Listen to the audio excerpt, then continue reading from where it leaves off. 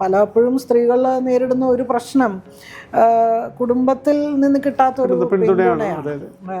ഇന്ന് സ്ത്രീകൾ വളരെ തുറന്നെഴുതുകയും അവർ കാര്യങ്ങൾ മനസ്സിലാക്കി ഉൾക്കൊണ്ടുകൊണ്ട് എഴുതുകയും പൈങ്കിളി എഴുത്തേ അല്ല അവരുടെ. ഈ ആട് ഇല ഇടുന്നത് പോലെ എല്ലാ മേഖലയിലും നമ്മൾ തൊട്ട് പോകുന്നുണ്ട്. അപ്പം നമ്മളെ സംബന്ധിച്ചിടത്തോളം സാഹിത്യമുണ്ട്, രാഷ്ട്രീയമുണ്ട്, സ്പോർട്സ് തുടങ്ങിയ എല്ലാ മേഖലയും മാധ്യമപ്രവർത്തകർ കൈകാര്യം ചെയ്തേ പറ്റുള്ളൂ. ഇതാണല്ലോ പുതിയ സമൂഹത്തിൻ്റെ ഒരു നിലപാട് അല്ലെങ്കിൽ സമീപനം എന്ന് തോന്നാറുണ്ട്. അതിൽ ഏറ്റവും പ്രധാനം അവരാരും പത്രം വായിക്കുന്നില്ല. ഞങ്ങളുടെ അമ്മൂമ്മമാർ പറഞ്ഞു തരുന്നത് ഇവരൊളിവിലിരുന്ന കഥയും അന്നത്തെ പോലീസ് വന്ന കഥയും അവരെത്രമാത്രം ഉദാത്തമായ കാര്യങ്ങളാണ് ചെയ്തിരുന്നത് എന്നുള്ള നിലയ്ക്കാണ്. അതുകൊണ്ട് തന്നെ നമ്മുടെ മനസ്സിൽ കുട്ടിക്കാലം മുതലേ രാഷ്ട്രീയ പ്രവർത്തനം എന്നുള്ളതും കമ്മ്യൂണിസ്റ്റ് പാർട്ടി പ്രവർത്തനം എന്നുള്ളതും ഒക്കെ ഏറ്റവും മഹത്തരമായ കാര്യമായി അതങ്ങ് മുലപ്പാലിലൂടെ കിട്ടിയ ഒന്നാണ്.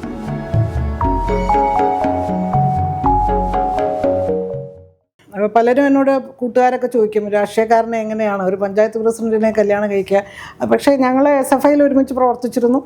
ഞാനന്ന് യൂണിവേഴ്സിറ്റി കോളേജിലെ വൈസ് ചെയർമാനൊക്കെ ആയിരുന്നു. അപ്പോൾ അതുകൊണ്ട് രാഷ്ട്രീയ പ്രവർത്തനം എന്ന് മാത്രമല്ല, ഈ രാവിലെ 10 മണിക്ക് ഓഫീസിൽ പോയി 5 മണിക്ക് വരുന്നൊരു ഉദ്യോഗസ്ഥനെ കല്യാണം കഴിക്കുക എന്നുള്ളത് എനിക്ക് ചിന്തിക്കാൻ പോലും കഴിയില്ലായിരുന്നു. എന്തൊരു ബോറായിരിക്കും എന്നാണ് ഞാൻ വിചാരിച്ചിട്ടുള്ളത്. ശിവൻകുട്ടിയുടെ ആയിട്ടുള്ള വിവാഹം അതുകൊണ്ട് തന്നെ. അപ്പോൾ ഞങ്ങളുടെ കുടുംബം എന്ന് പറയുന്നത് ഈ തരത്തിലായതുകൊണ്ട് ഇതിനകത്തൊന്നും വലിയ പുതുമയില്ല. അപ്പോൾ ഇതിനകത്ത് നിന്നുകൊണ്ട് തന്നെ ഈ പ്രവർത്തനങ്ങൾ നടത്താനും കുടുംബത്തെ മുന്നോട്ട് കൊണ്ടുപോകാനും കഴിഞ്ഞിട്ടുണ്ട്. നല്ല സ്ട്രെയിൻ ഉണ്ടായിരുന്നു, ഇല്ല എന്ന് പറഞ്ഞതിൽ യാതൊരു അർത്ഥവും ഇല്ല. കാരണം ഒരർത്ഥത്തിൽ കൂട്ടുകുടുംബമാണ് എന്നുള്ളതും ഒരു അർത്ഥത്തിൽ ബുദ്ധിമുട്ടാണ്.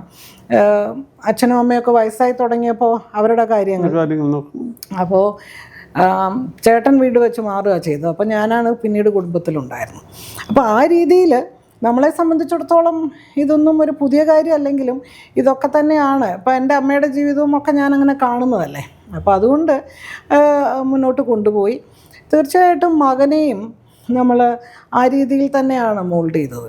കാരണം ഒരു രാഷ്ട്രീയ നേതാവിൻ്റെ മകനാണ് എന്നുള്ളത് കൊണ്ട് ഒരുപാട് സൗകര്യങ്ങൾ ഒരു പക്ഷേ അവന് കിട്ടുമായിരിക്കാം. പക്ഷേ അതിനേക്കാൾ കൂടുതൽ വലിയത് അവൻ്റെ ഉത്തരവാദിത്വം കൂടുതലാണ് എന്നുള്ളതാണ്. എവിടെ പോയാലും അപ്പൂപ്പൻ്റെയും അച്ഛൻ്റെയും പേര് നിലനിർത്തുക എന്നുള്ളതാണ്. അപ്പോൾ അതിപ്പോൾ ഞാനും ഒക്കെ അനുഭവിച്ചു. ഞങ്ങളൊക്കെ തന്നെ ഒരു കണ്ണാടിക്കൂട്ടിൽ ജീവിക്കുന്ന പോലെയാണ്. കുട്ടിക്കാലം മുതലേ PGയുടെ മകൾ, പിന്നീട് ശിവൻകുട്ടിയുടെ ഭാര്യ. അതുകൊണ്ട് തീർച്ചയായിട്ടും നമ്മുടെ സ്വാതന്ത്ര്യത്തിന് ഒരുപാട് വിലങ്ങുകളുണ്ട്. ഒരു പൂർണ്ണമായി ഏത് ഒരു ഡ്രസ്സ് എടുക്കുമ്പോഴാണെങ്കിലും, ഒരു പുറത്തിറങ്ങുമ്പോഴാണെങ്കിലും, ഒരു പക്ഷേ ഒരു ഭക്ഷണം കഴിക്കുമ്പോഴാണെങ്കിൽ പോലും ജനങ്ങൾ ആരാധിച്ചിരുന്ന അവരുടെ പിൻഗാമികളാണ്. അപ്പോൾ ഇവരൊക്കെ MNൻ്റെയും PKVയുടെയും PGയുടെയും ഒക്കെ പാരമ്പര്യം ഇപ്പം ശിവൻകുട്ടി എന്ന് പറയുന്ന ഒരു കമ്മ്യൂണിസ്റ്റ് നേതാവിൻ്റെ ഭാര്യ നമ്മളും ഒക്കെ. അപ്പോൾ അതുകൊണ്ട് നമ്മളെപ്പോഴും നമ്മുടെ കുടുംബജീവിതം ആ രീതിയിൽ കൊണ്ടുപോവുക, കഴിയുന്നത്ര ലളിതമായിട്ടും കഴിയുന്നത്ര ജനങ്ങളുടെ ഒപ്പം നിന്നും. അപ്പോൾ അതുകൊണ്ട് കുടുംബത്തെ എല്ലാവരും അങ്ങനെ നിൽക്കുന്നതുകൊണ്ട് അങ്ങനെ പോകാൻ കഴിഞ്ഞു. ശിവൻകുട്ടിയുടെ അച്ഛനും യഥാർത്ഥത്തിൽ ഒരു കമ്മ്യൂണിസ്റ്റുകാരനായിരുന്നു. എല്ലാവരും വാസുപിള്ള എന്ന് വിളിക്കും, വാസുദേവൻ പിള്ള. അദ്ദേഹം ചെറുവയ്ക്കലാണ് ശിവൻകുട്ടിയുടെ വീട്. സ്റ്റാച്യുവിൽ അച്ഛനൊരു കടയുണ്ടായിരുന്നു. അച്ഛന് സ്വന്തമായിട്ടൊരു പ്രൊവിഷൻ സ്റ്റോറാണ്. സ്റ്റാച്യുവിലൊരു ചെറിയ കടയായിരുന്നു. ആ സമയത്ത് ഈ കമ്മ്യൂണിസ്റ്റുകാർ കത്തുകൾ കൈമാറാൻ ഈ കട ഉപയോഗിക്കുമായിരുന്നു. അപ്പോൾ MN ഒക്കെ അന്ന് തന്നെ MN ഗോവിന്ദൻ നായരും ഗോവിന്ദൻ നായരുടെ അനിയൻ MN രാമചന്ദ്രൻ നായരും ഇവരൊക്കെ തന്നെ അന്ന് അച്ഛനുമായിട്ട് ബന്ധമുണ്ടായിരുന്നു. അപ്പോൾ അച്ഛനും അതുകൊണ്ട് കമ്മ്യൂണിസ്റ്റുകാർ എന്നുള്ള നിലയ്ക്കും കമ്മ്യൂണിസ്റ്റുകാരോടും കമ്മ്യൂണിസ്റ്റാണ്. അച്ഛൻ അവസാനം വരെയും പാർട്ടിയായിരുന്നു. അതുകൊണ്ട് PGയുടെ മകൾ എന്നൊക്കെയുള്ള നിലയ്ക്ക് അച്ഛനും നമ്മളോട് വലിയ റിഗാർഡായിരുന്നു. അപ്പോൾ അതുകൊണ്ട് അവരുടെ വീട്ടിലും ഇതൊക്കെ തന്നെ അംഗീകരിക്കപ്പെട്ടതാണ്. അപ്പോൾ അങ്ങനെ ഒരു പിന്തുണയാണ് നമ്മളെ ആ രീതിയിൽ ബുദ്ധിമുട്ടില്ലാതെ മുന്നോട്ട് കൊണ്ടുപോകുന്നത്. അപ്പോൾ ഈ എഴുത്തും വായനയും മാധ്യമപ്രവർത്തനവും ഇതും വീട്ടിലെ കാര്യങ്ങളും കുടുംബം ഇതെല്ലാം പക്ഷേ ഇന്നിപ്പോൾ 62 വയസ്സായി തിരിഞ്ഞു നോക്കുമ്പോൾ വലിയ കേടുപാടില്ലാതെ മുന്നോട്ട് കൊണ്ടുപോകാൻ പറ്റി എന്നുള്ളത് ഒരു ഭാഗ്യമോ നമ്മുടെ വിജയമോ തന്നെയാണ്. കാരണം പലപ്പോഴും അത് സംഭവിക്കാറില്ല. പലപ്പോഴും നമുക്ക് അത് ബുദ്ധിമുട്ടാണ് സ്ത്രീകൾക്ക്. ഇതെല്ലാം കൂടി കൊണ്ടുപോകുക എന്ന് പറയുന്നത് വലിയ ബുദ്ധിമുട്ടുള്ളൊരു കാര്യമാണ്. പക്ഷേ വലിയ കുഴപ്പമില്ലാതെ ഇതുവരെ എത്തി എന്നുള്ളത്. മകൻ എഴുത്തിലേക്കോ അല്ലെങ്കിൽ രാഷ്ട്രീയത്തിലേക്കോ വന്നിട്ടുണ്ടോ? താല്പര്യമുണ്ടോ? മകൻ നല്ല രാഷ്ട്രീയമുണ്ട് അവന്. അവൻ മാർവാനിസ് കോളേജിലാണ് പഠിച്ചിരുന്നത്. +2 വരെ കേന്ദ്രീയ വിദ്യാലയത്തിലായിരുന്നു. അവിടെ അവൻ സ്കൂളിൽ ഈ ലീഡറായിട്ടോ അല്ലെങ്കിൽ അതിനൊക്കെ പ്രവർത്തിക്കുകയൊക്കെ ചെയ്യുമ്പോൾ അവിടുത്തെ കാര്യങ്ങളിലൊക്കെ ഇടപെടും. നല്ല സ്പോർട്സ് ആയിരുന്നു അവന് താല്പര്യം. ശിവൻകുട്ടി നല്ല സ്പോർട്സ്മാൻ ആയിരുന്നു യഥാർത്ഥത്തിൽ. ശിവൻകുട്ടി രാഷ്ട്രീയക്കാരനായില്ലെങ്കിൽ ഫുട്ബോളർ ആവുമായിരുന്നു എന്നാണ് പറയുന്നത്. നന്നായി ഫുട്ബോൾ കളിക്കുമായിരുന്നു. അപ്പോൾ അവനും കളിയാണ് പ്രധാനം. അത് ആ വഴിക്ക് പോയിരുന്നു. മാർവാനിസിൽ ചേർന്ന് കഴിഞ്ഞപ്പോൾ അവിടെ SFIയും മാഗസിൻ എഡിറ്ററും ഒക്കെ ആയിരുന്നു. പക്ഷെ അവൻ എഴുത്ത് കുറവാണ്, എഴുത്തും വായനയും ഒക്കെ കുറവാണ്. പക്ഷെ നല്ല കൃത്യമായ രാഷ്ട്രീയമുണ്ട്. ആ രാഷ്ട്രീയം തന്നെയാണ് അവനെ മുന്നോട്ട് നയിക്കുന്നത്. ഇന്നവൻ ചെയ്യുന്നതും, അവൻ യഥാർത്ഥത്തിൽ ഗ്രാഫിക് ഡിസൈനർ ആണ്. ഗ്രാഫിക് ഡിസൈനിങ് ആണ് അവൻ പഠിച്ചത് ഡിഗ്രിക്ക്. പിന്നീട് അവൻ അംബേദ്കർ യൂണിവേഴ്സിറ്റിയിൽ നിന്ന് സോഷ്യൽ ഡിസൈനാണ് പഠിച്ചത്. അത് ഡിസൈൻ തിങ്കിങ് എന്നൊക്കെ പറയുന്ന ഡിസൈൻ സാമൂഹ്യ പ്രശ്നങ്ങൾക്ക്, സാമൂഹ്യ മാറ്റത്തിന് ഒരു ഡിസൈനറുടെ റോൾ എന്താണെന്നുള്ളതാണ്. അപ്പോൾ അവനിപ്പോൾ PhD ചെയ്യുകയാണ് മണിപ്പാൽ യൂണിവേഴ്സിറ്റിയിൽ. അത് ഡിസബിലിറ്റി, വിദ്യാഭ്യാസം, ജെൻഡറൊക്കെയാണ്. ഞാനത് പറയാൻ കാര്യം അതൊക്കെ തന്നെ അവന് ഈ പറയുന്ന നമ്മുടെ ഒരു കുടുംബ പശ്ചാത്തലം നന്നായി അവനെ അത് സഹായിച്ചിട്ടുണ്ട്. അതിനാവശ്യമായിട്ടുള്ള നല്ല വായന അവനുണ്ട്. പറഞ്ഞ പോലെ ഞങ്ങൾക്കൊന്നും അറിയാത്ത വിഷയങ്ങൾ, ഇപ്പോൾ സോഷ്യൽ ഡിസൈൻ തന്നെ അവൻ പറഞ്ഞ് ആണ് നമ്മൾ അറിയുന്നത്. പുതിയ തലമുറ അങ്ങനെയാണല്ലോ. അപ്പോൾ അതുകൊണ്ട് തന്നെ പുതിയ വിഷയങ്ങൾ, പുതിയ പ്രശ്നങ്ങൾ, അതൊക്കെ തന്നെ അവൻ വളരെ ഗൗരവത്തോടു കൂടി കാണുന്ന ഒരാളാണ്. പിന്നെ ശിവൻകുട്ടിയെ പോലെ ഒരു പാർട്ടിയുമായി ചേർന്ന് നിന്നുകൊണ്ട് ഫുൾ ടൈമർ അല്ല ഇപ്പോൾ. ബാക്കി ഇനിയിപ്പോൾ അവൻ്റെ കയ്യിലാണ്, അവന് അവൻ്റെ ചോയ്സാണ്. നമ്മളവനെ വളർത്തുമ്പോഴും അവൻ്റെ സ്വാതന്ത്ര്യത്തിനും അവൻ്റെ തീരുമാനങ്ങൾക്കും തന്നെയായിരുന്നു പ്രാധാന്യം കൊടുത്തിരുന്നത്. ആദ്യമായി എഴുതിയ പുസ്തകം ഏതായിരുന്നു? അത് കഴിഞ്ഞ് ഇപ്പോഴും എഴുത്തിൻ്റെ പാതയിൽ തന്നെ ഉണ്ട്. ഇപ്പോൾ പുതിയതായിട്ട് പുസ്തകങ്ങൾ എഴുതിക്കൊണ്ടിരിക്കുകയാണോ? ആദ്യം എഴുതിയ യഥാർത്ഥത്തിൽ ഒരു വിവർത്തനമായിരുന്നു. ഞാൻ MAക്ക് പഠിക്കുമ്പോൾ ഒരു ഇസഡ് എന്ന് പറഞ്ഞ ഒരു ഗ്രീക്ക് നോവൽ, അത് ഇംഗ്ലീഷിലേക്ക് തർജ്ജമ ചെയ്ത പുസ്തകം. അതൊരു രാഷ്ട്രീയ നോവലാണ്. വാസിലിക്കോസ് എന്ന് പറയുന്ന ഒരാൾ എഴുതിയ പുസ്തകമാണ്.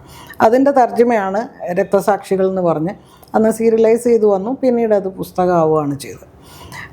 പിന്നീട് ഞാൻ വിദ്യാർത്ഥി പ്രസ്ഥാനത്തിൻ്റെ ചരിത്രം, സമരതീക്ഷ്ണതയുടെ ഇന്നലകൾ എന്ന് പറഞ്ഞൊരു പുസ്തകം എഴുതി. പിന്നെ അക്കമാച്ചെറിയാൻ എൻ്റെ ജീവചരിത്രം, ക്യാപ്റ്റൻ ലക്ഷ്മിയുടെ ജീവചരിത്രം, പിന്നെ കുറച്ച് കൂടുതൽ തർജ്ജമകൾ 2-3 എണ്ണം ചെയ്തിട്ടുണ്ട്. 3-4 അല്ല, അതിൽ കൂടുതൽ പുസ്തകങ്ങൾ എഴുതി തർജ്ജമ ചെയ്തിട്ടുണ്ട്.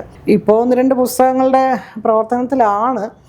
ഒന്ന് കാൾ മാർക്സിൻ്റെ മകളുണ്ട്, എലനർ മാർക്സ് എന്ന് പറഞ്ഞാൽ. എലനർ മാർക്സിൻ്റെ ജീവചരിത്രം എഴുതണം എന്ന് ആഗ്രഹിക്കുന്നുണ്ട്. അത് മലയാളത്തിൽ ഇതുവരെ വന്നിട്ടില്ല. യഥാർത്ഥത്തിൽ മാർക്സ് എഴുതിയ ജർമ്മൻ ഭാഷയിൽ എഴുതിയതൊക്കെ ഇംഗ്ലീഷിലേക്ക് തർജ്ജമ ചെയ്യുകയും അത് ജനങ്ങളുടെ മുന്നിൽ എത്തിക്കുകയും ഒക്കെ ചെയ്ത ഒരു വളരെ പ്രഗത്ഭയായ ഒരു ബുദ്ധിജീവിയായിരുന്നു എലനർ മാർക്സ്. അതധികം ആർക്കും മലയാളികൾക്ക് വലിയ പരിചയമില്ലാത്ത ഒരാളാണ്. അപ്പോൾ അതുകൊണ്ട് അത് എഴുതണം എന്നുണ്ട്. വേറെ 1-2 പുസ്തകങ്ങളുടെയും കൂടെ ഒരു വർക്കിലാണ്. പൊതുവേ സ്ത്രീകളുടെ ജീവിതം അടയാളപ്പെടുത്തുക എന്നുള്ളത് എനിക്കൊരു താല്പര്യമുള്ളൊരു കാര്യമാണ്. അതുകൊണ്ട് ഞാൻ 2-3 ഡോക്യുമെൻ്ററി ചെയ്തിട്ടുണ്ട്. കഥകളി നടിയായിട്ടുള്ള ആർട്ടിസ്റ്റായിട്ടുള്ള ചവറ പാറക്കുട്ടിയുടെ ഡോക്യുമെൻ്ററി ചെയ്തു. അത് ഞാൻ കൈരളിയിൽ ജോലി ചെയ്തുകൊണ്ടിരിക്കുമ്പോഴായിരുന്നു, കളിയമ്മ എന്നുള്ള പേരിൽ. പിന്നെ സംഗീതജ്ഞയായ പാറശാല പൊന്നമ്മൾ കിട്ടി. അവർ ഇപ്പോൾ അതിനുശേഷം മരിച്ചുപോയി. വളരെ യഥാർത്ഥത്തിൽ 10-92 വയസ്സോ മറ്റോ ആയപ്പോഴാണ് ഞങ്ങളത് ചെയ്തത്, ആ ഡോക്യുമെൻ്ററി. അത് ചെയ്തപ്പോൾ അതിന് സംസ്ഥാന അവാർഡൊക്കെ കിട്ടിയിരുന്നു ആ ഡോക്യുമെൻ്ററിക്ക്. പിന്നീട് ഞങ്ങൾ ചെയ്തത്, ഞാനും എൻ്റെ 1-2 സുഹൃത്തുക്കൾ, പ്രിയ രവീന്ദ്രൻ ആണ് എൻ്റെ ഒരു ഫ്രണ്ടാണ്. ഞങ്ങൾ 2-3 പേര് ചേർന്നിട്ടാണ് ചെയ്യുന്നത്. ജസ്റ്റിസ് ഫാത്തിമ ബീവിയുടെ ജീവചരിത്രം, അത് ഡോക്യുമെൻ്ററി ചെയ്തിരുന്നു. അത് KSFDCയുടെ ഫണ്ടിങ്ങോട് കൂടിയാണ് ചെയ്തത്. സുജാ സൂസൻ ജോർജ് എന്ന് പറഞ്ഞ എൻ്റെ ഒരു സുഹൃത്തും പ്രിയ രവീന്ദ്രൻ, ഞങ്ങളെല്ലാവരും കൂടിച്ചാണ്. അപ്പോൾ അങ്ങനെ ഈ സ്ത്രീകളുടെ ജീവിതം കൂടുതലും അതിന് സ്ത്രീകൾക്ക് വേണ്ടിയുള്ള പ്രവർത്തനങ്ങളും.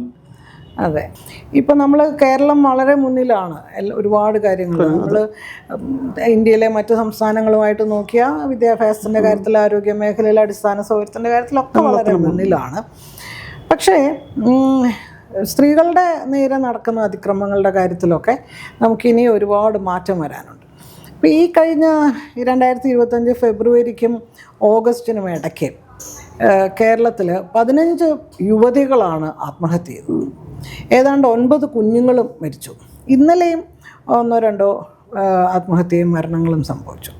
അപ്പോൾ ഇത് ഈ നമ്മുടെ ഗാർഹിക അതിക്രമം എന്ന് പറയുന്നത് വീടുകൾക്കകത്ത് പെൺകുട്ടികൾ അനുഭവിക്കുന്ന പ്രശ്നം. ഇപ്പോൾ അതുല്യ വിഭജിക എന്നൊക്കെ പറഞ്ഞ് നമ്മൾ ഷാർജയിലൊക്കെ ഞങ്ങൾ അവരുടെയൊക്കെ വീട്ടിൽ പോയിരുന്നു. അപ്പോൾ നമ്മൾ ഫോറം അഗൈൻസ്റ്റ് ഡൊമസ്റ്റിക് വയലൻസ് എന്ന് പറഞ്ഞിട്ട് ഒരു മൂവ്മെൻറ്റ് ഇപ്പോൾ തുടങ്ങിയിട്ടുണ്ട്. രാഷ്ട്രീയമൊന്നുമില്ല അതിനകത്ത്, എല്ലാ രാഷ്ട്രീയമുള്ളവരും രാഷ്ട്രീയം ഇല്ലാത്തവരും എല്ലാവരും ഉണ്ട്. അതിങ്ങനെ ഞങ്ങൾ കുറച്ച് പേര് ചേർന്നിട്ട് പല ജില്ലകളിലും ഇപ്പം മുന്നോട്ട് വരുന്നുണ്ട്. അതാണിപ്പോൾ നമ്മൾ ചെയ്തുകൊണ്ടിരിക്കുന്നത്. അപ്പോൾ നമ്മൾ അത്ഭുതപ്പെടുത്തുന്ന ഒന്നാണ്, കേരളത്തിലെ ഇത്രയേറെ പ്രബുദ്ധത അവകാശപ്പെടുന്ന കേരളത്തിലെ വീടുകൾക്കകത്ത് നമ്മുടെ യുവതികൾക്ക് ഇത്തരം അതിക്രമങ്ങളോ പ്രതിരോധിക്കാൻ കഴിയുന്നില്ല, അതിനെ നേരിടാൻ കഴിയുന്നില്ല, അല്ലെങ്കിൽ ആ ബന്ധത്തിൽ നിന്ന് ഇറങ്ങിപ്പോകാൻ കഴിയുന്നില്ല. അതാണ് ഏറ്റവും കൂടുതൽ സംഭവിക്കുന്നത്. ബന്ധത്തിൽ നിന്ന് ഇറങ്ങിപ്പോകാൻ പറ്റാതെയാണ് അവർ ആത്മഹത്യകളിലേക്ക് പോകുന്നു എന്നുള്ളത്. അതൊരു വളരെ വേദനിപ്പിക്കുന്ന ഒന്നാണ്. അപ്പോൾ അങ്ങനെ ആ ഷൈനി എന്ന് പറയുന്ന ഒരു സ്ത്രീ 2 കുട്ടികളെയും കൊണ്ട് തീവണ്ടിക്ക് തല വെച്ചു. അതിനുശേഷമാണ് ഈ ഒരു പരമ്പര പോലെ, ഒരു കോപ്പി കാറ്റ് എന്ന് പറയുന്ന പോലെ ഈ ആത്മഹത്യക്ക് അങ്ങനെ ഒരു പ്രശ്നമുണ്ട്.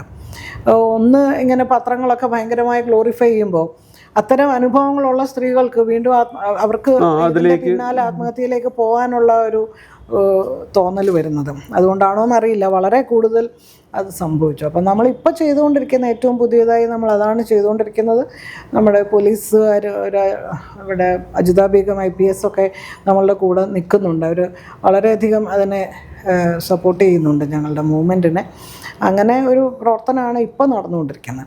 അപ്പോൾ എഴുത്തും ഈ പ്രവർത്തനങ്ങൾ, പിന്നെ പുരോഗമന കലാ സാഹിത്യ സംഘത്തിൻ്റെയൊക്കെ സാംസ്കാരിക പ്രവർത്തനങ്ങൾ, ഇങ്ങനെ പല കുറച്ച് മാധ്യമം. ഞാൻ ചിന്ത പ്ലസ് എന്ന് പറഞ്ഞ് പാർട്ടിയുടെ തന്നെയാണ് ചിന്ത വാരിക, അതിൻ്റെ പ്രത്യയശാസ്ത്ര വാരികയാണ്. അതിന് ഒരു ചിന്ത പ്ലസ് എന്ന് പറഞ്ഞിപ്പോൾ ഒരു ഓൺലൈൻ തുടങ്ങി.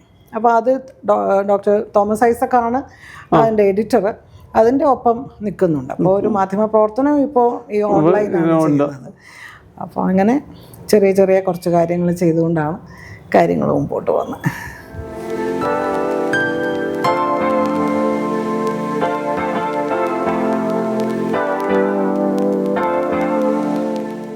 ഇത്രയും നേരം നമ്മളോടൊപ്പം ഒരുപാട് വിശേഷങ്ങൾ പങ്കുവച്ച പാർവതി ദേവിക്ക് 1000 നന്ദി.